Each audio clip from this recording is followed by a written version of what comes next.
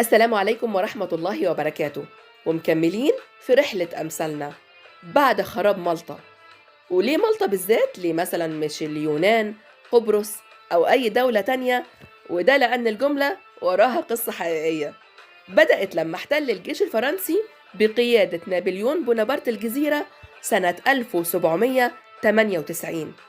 ورغم إن مدة الاحتلال كانت قصيرة حوالي سنتين، إلا إنهم سابوها خراب وعملوا فيها دمار شامل: سرقة، نهب، تدمير قصور وكنايس، وأجبروا السكان يهربوا لجزيرة صقلية. وبعد ما حررها الجيش الإنجليزي سنة 1800 بقيادة السير ألكسندر بول، طلعت المقولة إن التحرير حصل بعد الخراب. كنت معاكم ريما الكيلاني. دمتم